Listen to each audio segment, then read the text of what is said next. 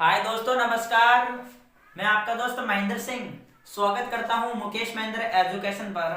और आज मैं फिर आपको यानी 3 4 5 दिन से मैं आपके सामने नहीं आ पाया। ठीक है, अपना चेहरा जो है वो नहीं दिखा पाया, स्क्रीन पर ला रहा था क्लास। और बाकी आपको मालूम है दोस्तों क्या है कि अभी अपनी तबीयत ठीक नहीं थी, लेकिन अब हम स्वस्थ हो गए हैं दोस्तों। अब स्वस्थ तो होना पड़ता है क्योंकि अब थाने जाने की बोर्ड परीक्षा नजदीक आ गई है। अब स्वस्थ नहीं रहेंगे तो फिर हम पढ़ाई कैसे हो पाएगी। ठीक है, तो हो गए तैयार, अभी आप स्वस्थ हैं। बुखार आ रही थी और तबीयत बिल्कुल ही खराब थी 3 4 दिन तक, यानी बिल्कुल मैं पढ़ाई नहीं कर रहा था। और ऐसे मैं आपके सामने वीडियो डाल रहा था स्क्रीन पर। तो दोस्तों स्क्रीन पर जो भी मैं लेकर आ रहा था आपके सामने मॉडल पेपर, तो मॉडल पेपर को आप अच्छे से तैयार कर लीजिए। ठीक है, जो स्क्रीन पर आती है क्लास उनको साथ साथ रिवीजन करते रहिए, क्योंकि अब आपको मालूम है कि बोर्ड परीक्षा अब नजदीक आ गई है। तो आज अपने पॉलिटिकल साइंस के अंदर 5 एमसीक्यू क्वेश्चन देखेंगे दोस्तों। ठीक है, और बहुत सारे दोस्त व्हाट्सएप पर मैसेज करते हैं और कमेंट बॉक्स में भी लिखते हैं कि हम डेस्क वर्क जो है वो लाए नहीं लाए।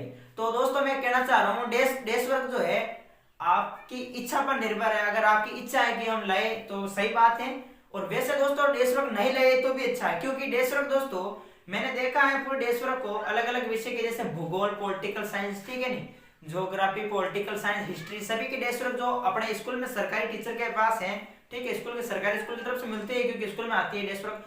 तो गुरुजी ने हमको दी थी डेस्क वर्क, तो डेस्क वर्क को मैंने देखा है। ठीक है, वैसे ही क्वेश्चन है जो एमसीक्यू क्वेश्चन हमने करवा रखे हैं। ठीक है, बिल्कुल वैसे के वैसे क्वेश्चन है। और फिर वे डेस्क वर्क दोस्तों मैंने यानी कि उसका पीडीएफ बना दी है। तो अब पीडीएफ के रूप में मैं आपके सामने रोज यानी टेस्ट सीरीज जो है लेके आएंगे आपके सामने, यानी टाइम मिलेगा जब। और डेस्क वर्क तो मैं करवा दूंगा, बाकी नहीं इंपॉर्टेंट जो एमसीक्यू क्वेश्चन है वो भी साथ साथ में करवाते रहेंगे। ठीक है, तो आपको यानी पैसे लगाने की कोई जरूरत नहीं है, आप तो मेरे साथ ऑलरेडी पढ़ लेना। और मैं जो मॉडल पेपर जो है दे रहा हूँ, जो जैसे मॉडल पेपर 1, मॉडल पेपर 2, इस प्रकार से करवा देंगे डेस्क वर्क। ठीक है, हमारे पास अभी जैसे मैंने डाउनलोड कर ली है हिस्ट्री, पॉलिटिकल साइंस और ज्योग्राफी। ठीक है, तो आपको सिर्फ जो क्लास है वो पूरी अटेंड करनी है और बाकी पैसे नहीं लगाने हैं। वैसे आपको बहुत सारे मिल रहे हैं, मैंने नोट्स करवा दिए हैं और एमसीक्यू क्वेश्चन करवा रखे हैं हर अध्याय के, आप देख लेना। और दोस्तों अब टेंशन लेने की जरूरत नहीं है यार। बहुत सारा दोस्त कह रहा है कि पूरे किताब को गोल, यानी पूरी किताब में से आप मत उठाइए एक एक क्वेश्चन। आप तो ऐसे कीजिएगा, जैसे प्रथम जैसे पॉलिटिकल साइंस की बात करें तो पहले अध्याय है शीत युद्ध का दौर। तो शीत युद्ध के दौर में से जो इंपॉर्टेंट क्वेश्चन है उनको ले लीजिए 5 या 7 और फिर उनको एक्सप्लेन कराइए, एक्सप्लेन। ठीक है, तो दोस्तों ऐसा ही करेंगे। ठीक है, पॉलिटिकल साइंस के अंदर जैसे आपको मालूम होगा कि 2 बुक है, एक तो समकालीन विश्व में सुरक्षा, एक वो राष्ट्रवादी। तो यानी दोस्तों यानी दोनों जो बुक है भारतीय राजनीति में नहीं बदला, इस प्रकार से दूसरी बुक है। तो यानी जो बुक है अपनी, मैं एक चैप्टर लेकर आऊंगा, जैसे पहला अध्याय, दूसरा अध्याय, तीसरा अध्याय, इस प्रकार से हर अध्याय के 5 एमसीक्यू क्वेश्चन लाऊंगा और बोर्ड पर आपको एक्सप्लेन करूंगा, यानी बोर्ड जो इंपॉर्टेंट है जो बोर्ड परीक्षा में आ सकते हैं। ठीक है, तो आपको लगे रहना तैयारी में दोस्तों। और डेस्क वर्क दोस्तों नहीं लगे तो ये अच्छा है। वैसे देखो मैं करवा दूंगा डेस्क मॉडल पेपर करवा दूंगा आप, ठीक है, तो आपको रिवीजन कर लेना वैसे। ठीक है, क्योंकि मेरे पास मैंने भी खरीदी नहीं है डेस्क वर्क जो अपने गुरुजी के पास थी वो लेकर आया हूँ, मोबाइल में डाउनलोड कर लिए मैंने। तो दोस्तों हम देखते हैं, जैसे पॉलिटिकल साइंस के अंदर पहला क्वेश्चन दे रखा है कि डब्ल्यूएचओ का पूरा नाम बताइए। ये इंपॉर्टेंट क्वेश्चन है दोस्तों, डब्ल्यूएचओ का पूरा नाम बताइए, ये आ सकता है बोर्ड परीक्षा के अंदर। डब्ल्यूएचओ का पूरा नाम बताइए। तो ऑप्शन ए दे रखा है विश्व स्वास्थ्य संगठन, ऑप्शन ए दे रखा है विश्व स्वास्थ्य संगठन, और ऑप्शन ब दे रखा है विश्व व्यापार संगठन, और ऑप्शन सी दे रखा है अंतरराष्ट्रीय मुद्रा कोष, और ऑप्शन दे रखा है इनमें से कोई नहीं। ऑप्शन द है इनमें से कोई नहीं। तो दोस्तों आपको मालूम होगा कि डब्ल्यूएचओ का पूरा नाम क्या है, वर्ल्ड हेल्थ ऑर्गेनाइजेशन, यानी विश्व स्वास्थ्य संगठन। हमारा जो ऑप्शन नंबर अ जो है राइट हो जाएगा। अब दोस्तों देखो डब्ल्यूएचओ के अलावा भी जैसे और पूछ लिए जाते हैं, जैसे आईएमएफ का पूरा नाम बताओ। ठीक है, आईएमएफ का पूरा नाम बताओ, डब्ल्यूएचओ का पूरा नाम बताओ, इस प्रकार से जैसे यूनेस्को का पूरा नाम बताओ, सारा का पूरा नाम बताओ। ये पूरे नाम तो यानी जो फुल फॉर्म है वो तो आपको याद होनी चाहिए। देखो कुछ इंपॉर्टेंट है वो आपके सामने लेके आया हूं, जैसे आपको ये ध्यान रखना, जैसे एक तो पूछ लिया जाता है जैसे आईएमएफ, ये आईएमएफ का ध्यान रखना, आईएमएफ। और एक पूछ लिया जाता है जैसे डब्ल्यूएचओ, ये तो आपको अभी मैंने बताया है। और एक ध्यान रखना है डब्ल्यूटीओ, ये ध्यान रखना है, एक यूएनडीपी। इनके पूरे नाम तो आपको याद रखने हैं, यूएनडीपी है, यूएनएचआरसी, इनके भी थोड़ा ध्यान रखना है, यूएनएचसीआर। और एक दे रखा है जैसे यूनेस्को, यूएन यूनेस्को, UNESCO, ये पूरी यानी फुल फॉर्म आपको याद होनी चाहिए। जैसे देखो प्रश्न इस प्रकार से पूछा जाएगा, जैसे IMF का पूरा नाम बताओ, WHO का पूरा नाम बताओ, WTO का पूरा नाम बताओ, UNDP का पूरा नाम बताओ, UNHRC का पूरा नाम बताओ। इस प्रकार से पूरा नाम यानी फुल फॉर्म पूछ ली जाती है, तो आपको क्या करना है, ये थोड़ा याद होना चाहिए दोस्तों, ये इंपॉर्टेंट है, ठीक है, इंपॉर्टेंट है। वैसे किताब में दे रखे हैं, लेकिन ये आने वाले बार बार पूछे जाते हैं, ठीक है। जैसे बात करते हैं हम IMF की बात करूं तो इसका मतलब यानी इसका फुल फॉर्म आपको ध्यान रखना है, जैसे अंतरराष्ट्रीय मुद्रा कोष है, ठीक है, अंतरराष्ट्रीय मुद्रा कोष, अंतरराष्ट्रीय मुद्रा कोष। दोस्तों अंतरराष्ट्रीय मुद्रा कोष ये यानी इसका पूरा नाम है, ये आपको ध्यान रखना है, अंतरराष्ट्रीय मुद्रा कोष। अब दोस्तों जैसे आपको मालूम होगा कि अंतरराष्ट्रीय जो मुद्रा कोष है इसकी स्थापना कब हुई थी। दोस्तों इसकी स्थापना कब हुई थी बताओ, इसकी स्थापना हुई थी, अंतरराष्ट्रीय मुद्रा कोष की स्थापना कब हुई थी दोस्तों, 1944 के अंदर हुई थी। 1944 के अंदर अंतरराष्ट्रीय मुद्रा कोष की स्थापना हुई थी। और इसमें दोस्तों कितने सदस्य हैं, तो इसमें दोस्तों ध्यान रखना है 100 कितने सदस्य हैं, 189 है। वैसे कई किताबों के अंदर 188 भी लिखा मिलता है, लेकिन अपनी बुक के अंदर 189 है, तो ये थोड़ा ध्यान रखना आपको। इसी प्रकार पूछ लिया जाता है कि अंतरराष्ट्रीय मुद्रा कोष का मुख्यालय क्या है, तो बताइए। तो मुख्यालय आपको ध्यान रखना है वाशिंगटन डीसी, वाशिंगटन जो डीसी है वहां पर इसका मुख्यालय है, ठीक है, वाशिंगटन डीसी। और दोस्तों पूछ लिया जाता है कि अंतरराष्ट्रीय मुद्रा कोष के क्या कार्य है, तो दोस्तों इसका प्रमुख कार्य है अंतरराष्ट्रीय मौद्रिक सहयोग को बढ़ाना, व्यापार नीति और वित्त व्यवस्था की देखरेख, ये इसका प्रमुख कार्य है, थोड़ा आपको ध्यान रखना है। बात करते हैं WHO, ठीक है, वर्ल्ड हेल्थ ऑर्गेनाइजेशन यानी विश्व स्वास्थ्य संगठन, विश्व स्वास्थ्य संगठन, विश्व स्वास्थ्य संगठन ये इसका पूरा नाम है। अब प्रश्न पूछे थे दोस्तों कि बताओ कि WHO दोस्तों है यानी विश्व स्वास्थ्य संगठन है, इसकी स्थापना कब हुई थी। तो दोस्तों वैसे इसकी स्थापना ध्यान रखनी है आपको, जैसे 7 अप्रैल, ठीक है, 7 अप्रैल 1948 को विश्व व्यापार संगठन विश्व स्वास्थ्य संगठन की स्थापना हुई थी। 7 अप्रैल 1948 को WHO की स्थापना हुई, वर्ल्ड हेल्थ ऑर्गेनाइजेशन की, ठीक। अब प्रश्न पूछे जाते हैं कि WTO का पूरा नाम बताओ, WTO। तो दोस्तों देखो WTO का पूरा नाम है विश्व व्यापार संगठन, विश्व व्यापार संगठन, विश्व व्यापार संगठन, ये आपको थोड़ा ध्यान रखना है। WTO का पूरा नाम पूछ लिया जाता है कि इसका पूरा नाम क्या है, तो विश्व व्यापार संगठन, ठीक, वर्ल्ड यानी वर्ल्ड ट्रेड ऑर्गेनाइजेशन, ये आपको ध्यान रखना, विश्व व्यापार संगठन। अब जैसे मैं बात करूं WTO की, ठीक है, WTO की मैं बात करूं जैसे विश्व व्यापार संगठन की, तो विश्व व्यापार संगठन की आपको मालूम होगा कि इसकी स्थापना कब हुई थी, बताओ। विश्व व्यापार संगठन की स्थापना हुई थी 1995 में, ठीक है, कब हुई थी स्थापना दोस्तों, 1995 में, ये आपको ध्यान रखना है कि विश्व व्यापार संगठन की स्थापना 1995 में हुई थी। अब प्रश्न पूछ लिया जाता है यानी ये किसका, यानी इसका उत्तराधिकारी, तो इसके प्रमुख उत्तराधिकारी का ध्यान रखना है, उत्तराधिकारी है दोस्तों इसका GATI, ये बार बार पूछा जाता है, ठीक है। अब कई बार तो इसका भी पूरा नाम पूछ लिया जाता है कि इसका पूरा नाम क्या है, GATI, ठीक है, इसका पूरा नाम क्या है GATI का, तो आपको मालूम होगा कि general agreement rate of tariff, ये इसका पूरा नाम है, ठीक है, ये आपको ध्यान रखना, इसका पूरा नाम है, इसका प्रमुख उत्तराधिकारी है विश्व व्यापार संगठन का। और ये आगे दे रखा है UNDP, तो दोस्तों UNDP यानी United Nations Development Programme, United Nations Development Programme यानी इसका पूरा नाम क्या हो जाएगा, संयुक्त राष्ट्र विकास कार्यक्रम। UNDP का पूरा नाम क्या हो जाएगा दोस्तों, UNDP का पूरा नाम हो जाएगा संयुक्त राष्ट्र विकास कार्यक्रम, संयुक्त राष्ट्र विकास कार्यक्रम, संयुक्त राष्ट्र विकास कार्यक्रम दोस्तों, ये अपना UNDP का पूरा नाम हो जाएगा यानी यूनाइटेड नेशंस डेवलपमेंट प्रोग्राम, ठीक। इसी प्रकार से पूछ लिया जाता है कि UNHRC का पूरा नाम क्या है, तो United Nations human rights commission, ठीक है, United Nations human rights commission, यानी दोस्तों इसका पूरा नाम United Nations human rights commission. अब जैसे इसमें आपको लिखना है इसका पूरा नाम क्या है, UNHRC का हिंदी के अंदर, वैसे इंग्लिश में United Nations human rights commission है, तो यानी संयुक्त राष्ट्र संघ मानवाधिकार आयोग, ये क्या है कि फुल फॉर्म तो आपको याद कर ही लेनी है, वैसे एक नंबर के अंदर सवाल इसी प्रकार से पूछा जा सकता है, ठीक है। और UNHCR की बात करें, अब देखो इसमें ये C जो है अब की बात यहाँ गया है और R जो है पीछे चला गया, United nation high commission reference, तो ये थोड़ा ध्यान रखना। अब जैसे हिंदी के अंदर बात करें इसका पूरा नाम क्या है, तो पूरा नाम है दोस्तों संयुक्त राष्ट्र संघ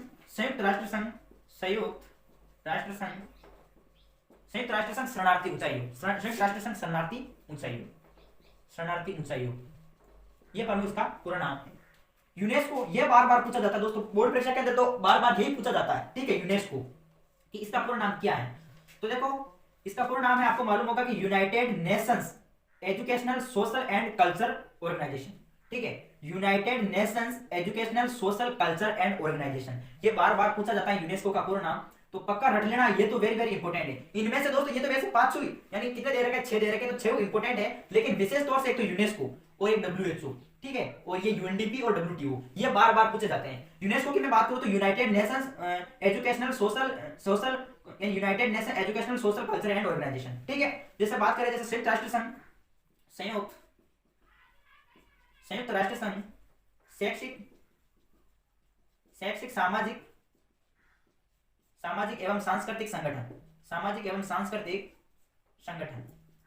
तो ये प्रमुख आप इसे नोट करना है, ये इंपॉर्टेंट है दोस्तों, जल्दी से इसके शॉट ले लीजिए, फिर दूसरे क्वेश्चन की तरफ। अगला दे रखा है दोस्तों कि साप्टा जो है वो संबंधित है, ऑप्शन आसियान से, ऑप्शन ब सार्क से, ऑप्शन यूनेस्को से, ऑप्शन द ओपेक से। तो दोस्तों साप्टा जो है वो किससे संबंधित है, ये बार बार पूछा गया है दोस्तों, साप्टा किससे संबंधित है, तो साप्टा सार्क से संबंधित है। किससे? सार्क। तो ये इसका सही आंसर हो जाएगा सार्क। अब देखते हैं, जैसे मैं सार्क के बारे में बता देता हूं। सार्क, साप्टा जो है वो किससे संबंधित है, सार्क के बारे में। एक सार्क और एक है साप्टा, सार्क और साप्टा। सार्क यानी दक्षेस, ठीक, दक्षेस, दूसरा नाम क्या है इसका, दक्षेस, दक्षेस, कौन सा दक्षेस, कौन वाला आएगा, दक्षेस, ठीक है, दक्षेस सड़क वाला। और साप्टा जो है दोस्तों ये कब लाया गया, साप्टा दोस्तों आपको मालूम होगा कि साप्टा जो है लाया कब, लाया गया था 2002 में। कब लाया गया दोस्तों, 2002 में। और हस्ताक्षर कब हुए इस पर, हस्ताक्षर हुए थे 2004 में। कब हुए थे दोस्तों, 2004 में। लागू कब हुआ था दोस्तों ये साप्टा, लागू कब हुआ, 1 जनवरी 2006 को। 1 जनवरी 2006 को दोस्तों बताना है कि साप्टा जो है वो लागू हो गया। ठीक, और बात करा तो प्रमुख इसका उद्देश्य क्या है, उद्देश्य क्या है दोस्तों, आपसी व्यापार में लगने वाला सीमा शुल्क, आपसी व्यापार में लगने वाला सीमा शुल्क 2007 तक कम कर दिया जाएगा, कम कर दिया जाएगा। ये साप्टा का मुख्य क्या है, उद्देश्य है, तो ये याद होना चाहिए दोस्तों। बात करते हैं सार्क दक्षेस की। तो मैं देखो हाँ प्रश्न पूछिए दोस्तों कि साप्टा जो इसका पूरा नाम क्या है, पूरा नाम क्या है, तो पूरा नाम देखो दक्षिण एशियाई मुक्त व्यापार क्षेत्र समझौता, दक्षिण एशियाई मुक्त व्यापार समझौता। ठीक है, देखो समझ में आ रही है वैसे हमारी राइटिंग, दक्षिण एशियाई मुक्त व्यापार क्षेत्र, दक्षिण एशियाई मुक्त व्यापार क्षेत्रीय समझौता। ठीक है, व्यापार क्षेत्रीय है यहाँ पर, क्षेत्रीय समझौता, यानी ये साप्टा का पूरा नाम है। और बात करते हैं सार्क, तो आपको मालूम होगा कि सार्क की स्थापना कब हुई थी, सार्क दक्षिण एशियाई, इसका पूरा नाम क्या है सार्क का, सबसे पहले सार्क की स्थापना हुई थी, इसका पूरा नाम पूछे तो सार्क का पूरा नाम क्या है, दक्षिण एशियाई संधि, दक्षिण एशियाई, इसका मुक्त व्यापार क्षेत्र समझ, दक्षिण एशियाई क्षेत्रीय सहयोग संधि, इसका पूरा नाम क्या हो जाएगा, दक्षिण एशियाई क्षेत्रीय सहयोग संघ, दक्षिण एशियाई क्षेत्रीय सहयोग संघ, यानी ये इसका क्या हो गया, सार्क का पूरा नाम हो गया। ठीक है, सार्क का पूरा नाम हो गया दक्षिण एशियाई क्षेत्रीय सहयोग संघ। अब बात करते हैं सार्क की स्थापना की। ठीक है, कि सार्क की स्थापना कब हुई थी, तो सार्क की स्थापना हुई थी 1985 के अंदर। ठीक, तो ये आपको ध्यान रखना है। तो प्रश्न पूछ लिया जाता है कि सार्क का जो मुख्यालय है, मुख्यालय बताओ, मुख्यालय, तो मुख्यालय है दोस्तों काठमांडू, वो काठमांडू कटे है, वो काठमांडू नेपाल के मायने, और सार्क के मुख्यालय। ठीक है, देखो दोस्तों सार्क की मैं बात करूं नहीं, तो सार्क में थाने ध्यान है कि में कितना देश शामिल है, 8 देश, कितना, 8, 7 है 8 है, 8 थोड़ा सा हमारे साथ। अब देखा कैसा कैसा है, जैसे मैं बात करूं दोस्तों सार्क में है, जैसे सार्क की मैं बात करूं तो इसमें प्रमुख देश शामिल थे, जैसे एक तो भारत हो ही गया। ठीक है, भारत के इधर देखते हैं तो श्रीलंका है, पाकिस्तान है, ठीक है, बांग्लादेश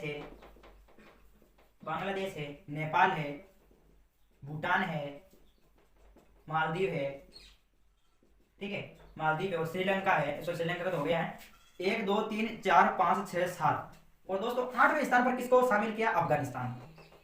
ये ध्यान रखना है कि जो अफगानिस्तान जो है दोस्तों बाद में जुड़ा गया 2007 में।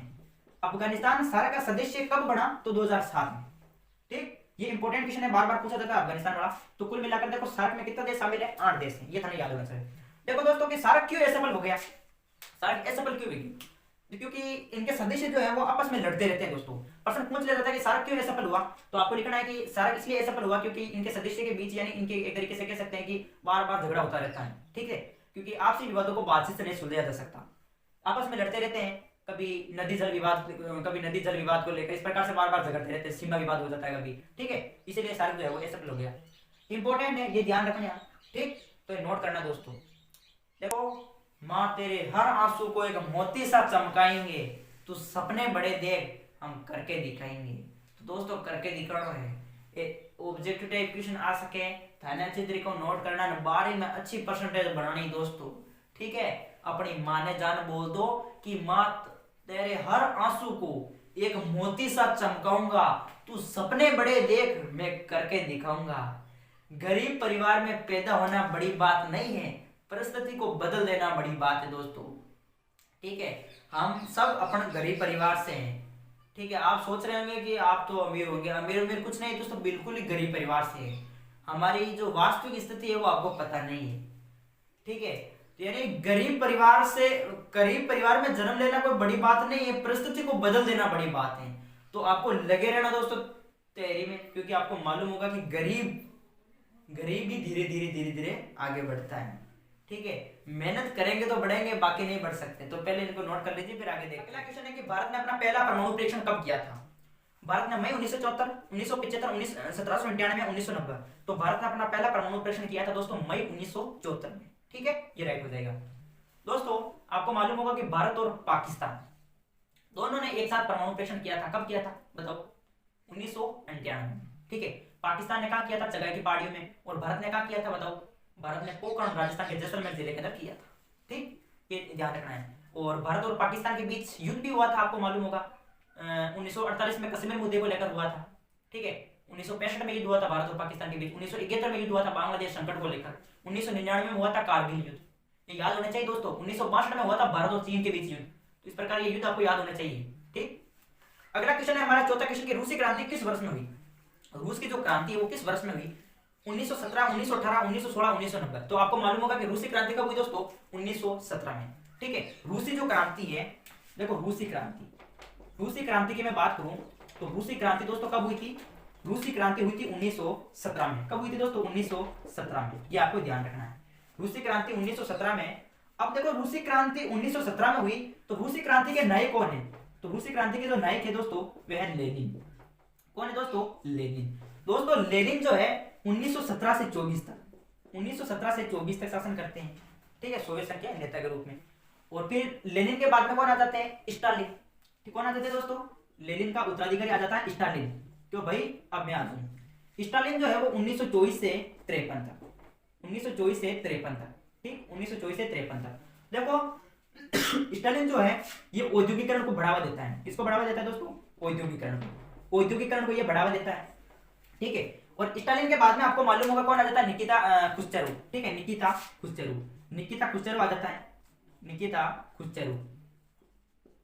देखो निकिता खुश्चेव जो है ये 1953 से 1964 तक, 1953 से 1964 तक निकिता खुश्चेव, ये देखो नी अल्लाह आया नहीं, निकिता खुश्चेव, ठीक। निकिता खुश्चेव के बाद में जैसे लियोनिड ब्रेजनेव